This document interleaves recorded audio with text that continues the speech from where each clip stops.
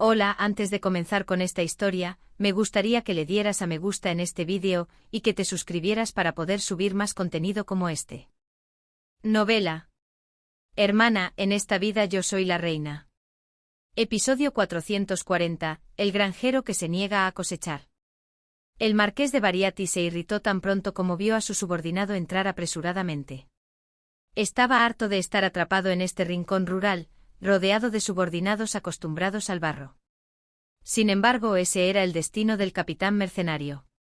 Los monarcas, cuando estallaba la guerra, se humillaban ante los condotieros como si les fueran a dar el hígado, pero una vez sofocada la revuelta, se obsesionaban con borrar la existencia de la compañía mercenaria. Vivir en la capital era impensable. Lo mejor que podía esperar era que le dieran un lugar dentro del territorio, como el rey actual del reino de Salamanta.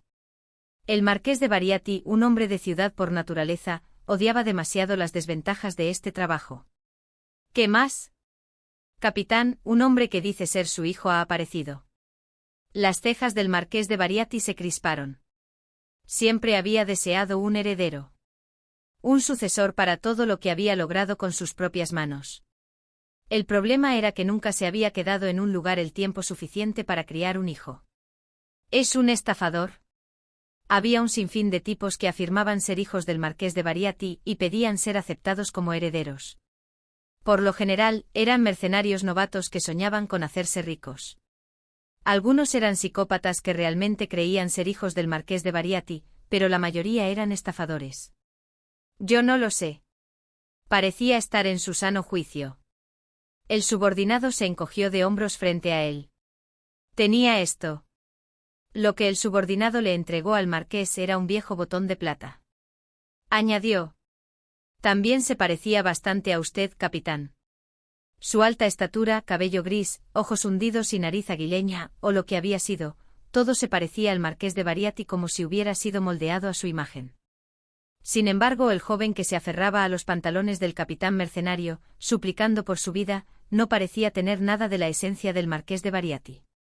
Lo que había llevado al marqués hasta donde estaba no era su alta estatura ni el color de su cabello. La tenacidad de un lobo que acecha a su presa, sus movimientos lentos, la ferocidad oculta bajo su dignidad, todo eso había convertido al marqués de Bariati en un veterano general que había sobrevivido a innumerables guerras. Pero ante la simple mención de que se parecía a él, los ojos del marqués de Bariati comenzaron a brillar. Tomó el botón y lo examinó de cerca. Estaba viejo y sucio, pero era grueso y coincidía con los que usaba la familia del marqués de Bariati. El escudo grabado en relieve también era el que usaba su familia original hace mucho tiempo. El subordinado añadió una cosa más. Dijo que su madre era Lucrecia de Taranto. ¡Ah!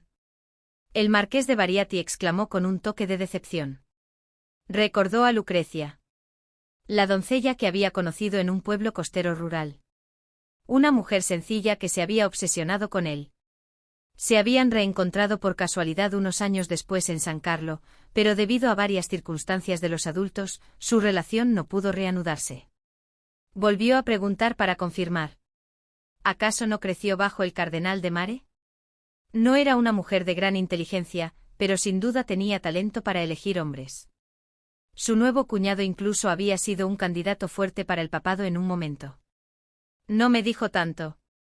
¿Por qué aparece aquí, en lugar de aferrarse a un padre que casi se convierte en papa?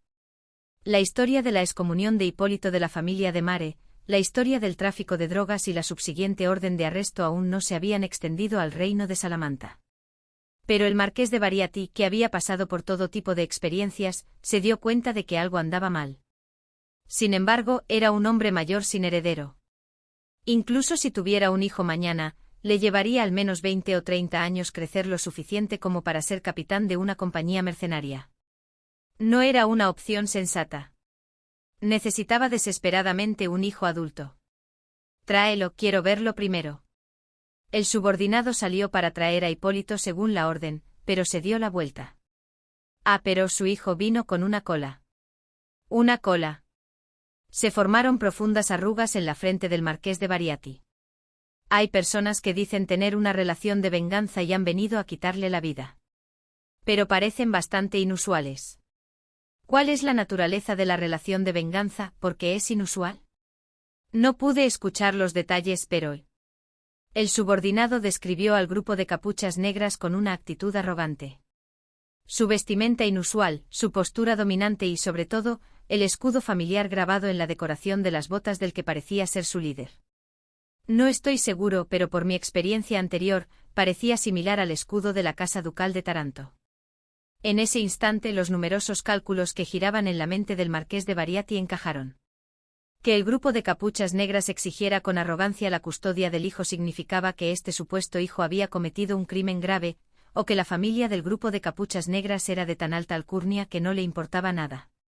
Pero la Casa Ducal de Taranto no era una familia tan irracional. Era muy probable que la demanda tuviera una base considerable. Un hijo nacido de una madre mediocre, que no había logrado hacerse un nombre. Su propia situación abandonado por su actual empleador, el rey de Salamanta, y arrinconado en el extremo de la cordillera. Una compañía mercenaria que necesitaba encontrar un nuevo anfitrión. Y la Casa Ducal de Taranto, el trozo de carne más apetitoso del continente. No tenía reparos en criar a un heredero criminal, pero no tenía la menor intención de enemistarse con una de las familias más prestigiosas del continente y un cliente potencial por un hijo mediocre. Los ojos del marqués de Bariati se entrecerraron. Finalmente el marqués dijo: «Hagamos como si ese tipo no fuera mi hijo». «¿Qué? ¿Es su hijo?» «Sí, es mi hijo. Recuerdo el día que lo hice». «¿Fue bajo un olmo, o en la arena de la playa?» «Bueno, de cualquier manera, fue el mismo día». Debido a que fue un hijo que tuvo no que hizo en su juventud, recordaba hasta estos pequeños detalles. Después de convertirse en un exitoso capitán mercenario, tuvo tantas aventuras que ni siquiera las bellezas más grandes se quedaron en su memoria. La madre de Hipólito, aunque sencilla y poco atractiva, era una mujer que había conocido cuando no tenía nada. En aquellos días jóvenes e inexpertos, cada encuentro era precioso. Sin embargo, eso no significaba que la madre de Hipólito se convirtiera en su esposa legítima, y el oponente era la Casa Ducal de Taranto. Siempre el mejor cliente y además un capitán mercenario soltero que podría ser un tutor o un marido potencial para un cliente de primera clase. No podía enemistarse con un cliente así por un hijo que no había criado. Por ahora, digamos que no es mi hijo. Si fuera un verdadero heredero, sería otra historia. Entonces valdría la pena oponerse a la Casa Ducal de Taranto. El marqués de Bariati sintió que su vieja sangre hervía. Si ese tipo sobrevive, entonces lo pensaremos. Tan pronto como se escuchó el sonido del subordinado del marqués de Bariati bajando por la puerta principal de la fortaleza, Hipólito, que se había escondido detrás del capitán mercenario, ya estaba lleno de arrogancia. Ustedes no sé quiénes son, pero no se molesta así a una persona inocente. Asomó la cabeza por detrás del capitán mercenario y sermoneó severamente al grupo de túnicas negras. ¿Qué clase de asesino es tan persistente como para perseguirnos hasta el otro lado de la cordillera? Es de buena educación en el gremio de asesinos dejarnos ir una vez que cruzamos la frontera. El gesto de señalar con el dedo, que no tenía ninguna gracia, fue un extra. Ustedes, inútilmente. Justo cuando estaba a punto de sermonearlos para que no vivieran tan intensamente, el subordinado mercenario, que había bajado después de informar, miró al capitán mercenario y soltó: «Jefe. Dice que ese tipo no es». Hipólito, que aún no había comprendido la situación, miró fijamente al subordinado mercenario. El subordinado mercenario repitió amablemente: «Dice que ese tipo no es el hijo del capitán». Hipólito saltó tardíamente. «No, eso no puede ser». Miró al capitán mercenario con una expresión atónita y lo intentó convencer desesperadamente. «En el diario de mi madre, claramente». Pero el capitán mercenario se enfureció. «¿Cómo vamos a saber si tu madre es una mentirosa?». Con la vergüenza de haber sido engañado por un estafador, apartó a Hipólito con el doble de fuerza. Hipólito, completamente desprevenido, salió volando y cayó al suelo, rodando por el camino de tierra.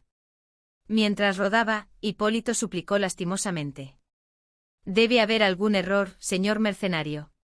Mi madre es Lucrecia de Taranto, y el marqués de Bariati en su juventud fue sin duda su amante». Los abucheos de los mercenarios siguieron. «No me importa con quién se acostó tu madre, y el capitán dice que nunca tuvo un hijo como tú». Pero Hipólito volvió a arrastrarse por el camino de tierra, intentando esconderse hacia la puerta de la fortaleza custodiada por los mercenarios. Las burlas eran burlas, y el asesino que lo perseguía con una espada era un asesino. El capitán mercenario miró a Hipólito, que intentaba arrastrarse y aferrarse a su pierna de nuevo, con una expresión de asco, y lo apartó de una patada con su bota. «Oye, tipos como tú aparecen uno cada 3 meses». Los mercenarios de atrás se rieron ante esas palabras. Ciertamente los sinvergüenzas que decían ser hijos del marqués de Bariati aparecían periódicamente. «Nuestro capitán es un granjero, un granjero». Aparecen por todas partes, esos hijos. El capitán mercenario, sintiéndose humillado y furioso, amenazó a Hipólito. Era una furia tal que el mercenario subordinado que había regresado de informar al marqués de Bariati se encogió. «Hay un montón de estafadores como tú, lárgate de aquí». «No, solo una vez». ¡Pum! La bota del capitán mercenario golpeó a Hipólito directamente en el plexo solar. ¡Ah! Hipólito rodó de nuevo por el camino de tierra y llegó justo delante del grupo de capuchas negras que lo esperaban al final del camino. El grupo de capuchas negras se acercó a él. Hipólito de San Carlo. Los ojos morados de Hipólito, tan parecidos a los de Lucrecia, brillaron con desesperación. La capucha negra que iba al frente habló con una voz deliberadamente baja. «Es hora de pagar la deuda». El mercenario subordinado que había informado al marqués de Bariati observó cómo el hombre que decía ser el hijo del capitán era arrastrado como un perro por las capuchas negras. «TSK, TSK, TSK. Un hombre debe tener agallas», siempre enfatizaba el marqués de Bariati.